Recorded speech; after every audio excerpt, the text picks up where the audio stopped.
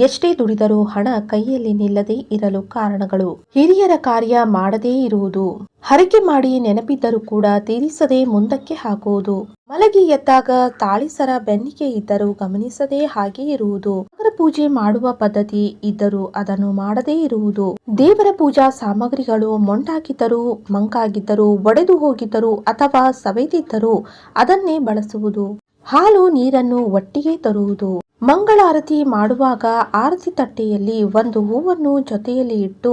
ಆರತಿ ಮಾಡದೇ ಇರುವುದು, ಮಂಗಳಾರತಿ ಮಾಡುವಾಗ ಆರತಿ ತಟ್ಟೆಯಲ್ಲಿ ಒಂದು ಹೂವನ್ನು ಜೊತೆಯಲ್ಲಿ ಇಟ್ಟು ಆರತಿ ಮಾಡದೇ ಇರುವುದು, ಹಾಲು ಕಾಯಿಸುವ ಪಾತ್ರೆ ಸ್ವಚ್ಛವಾಗಿಲ್ಲದೆ ಇರುವುದು, ಮನೆಯ ಮುಂದೆ ಹೂ ಬಂದರೆ ಬೇಡ ಎನ್ನುವುದು, ಅದರ ಬದಲು ನಾಳೆ ಕೊಳ್ಳುವೆ ಎಂದು ಹೇಳಿ, ವರ್ಷಕ್ಕೊಮ್ಮೆಯಾದರೂ ನಿಮ್ಮ ಕೈಯಲ್ಲಿ ಆಗುವಂತದ್ದು ಯಾವುದಾದರೂ ಸರಿ ಊಟ ಬಟ್ಟೆ ದಾನ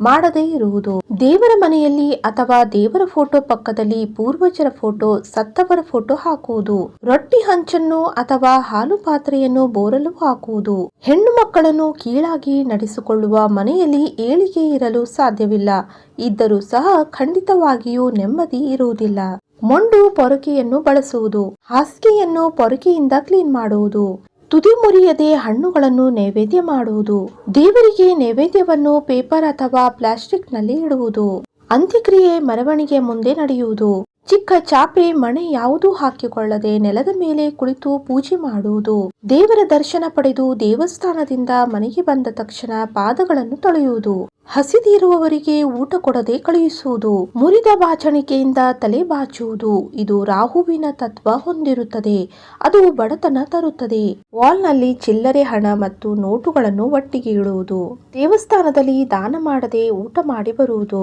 ವಯಸ್ಸಾದ ವ್ಯಕ್ತಿ ಅಥವಾ ಮಗುವಿನಿಂದ ಖರೀದಿಸುವಾಗ ಅತಿಯಾಗಿ ಬೆಲೆ ಕಡಿಮೆ ಮಾಡುವುದು, ಬಾಗಿಲುಗಳ ಮೇಲೆ ಸಿಕ್ಕ ಫೋಟೋಗಳನ್ನು ಸ್ಟಿಕ್ಕರ್ಗಳನ್ನು ಅಂಟಿಸುವುದು, ಮನೆ ಒಳಗೆ ರಾತ್ರಿ ಇಡೀ ಕಸ ಅಥವಾ ಮುಸುರೆ ಇಡುವುದು, ಆಫೀಸ್ ಬ್ಯಾಗ್ ಅಥವಾ ಪರ್ಸ್ ಇಡಲು ಮನೆಯಲ್ಲಿ ನಿಗದಿತ ಸ್ಥಳ ಇಲ್ಲದೆ ಇರುವುದು, ಹಲ್ಲನ್ನು ಕಡಿಯುವುದು, ಮನೆಗೆ ಬಂದ ಅತಿಥಿಗಳ ಮೇಲೆ ಕಿರಿಕಿರಿ ಆಗುವುದು, ಊಟ ಇರುವ ತಟ್ಟೆಯನ್ನು ದಾಟುವುದು, ಹೊಸ್ತಿಲ ಹೊರಗೆ ಒಂದು ಕಾಲು ಒಳಗೆ ಒಂದು ಕಾಲು ಹಾಕಿ ನಿಲ್ಲುವುದು ಅಥವಾ ಏನನ್ನಾದರೂ ಕೊಡುವುದು ಅಥವಾ ತೆಗೆದುಕೊಳ್ಳುವುದು, ಮನೆಯಲ್ಲಿ ಭೇದ ಭಾವ ಮಾಡುವುದು, ಊಟದ ತುತ್ತನ್ನು ತೂಕ ಹಾಕುತ್ತಾ ತಿನ್ನುವುದು ಅಥವಾ ಉಂಡೆ ಕಟ್ಟುವುದು, ಮನೆಯಲ್ಲಿ ಶಾಪ ಹಾಕುವುದು, ಕೆಲಸವನ್ನು ಮುಂದೂಡುವ ಅಭ್ಯಾಸ,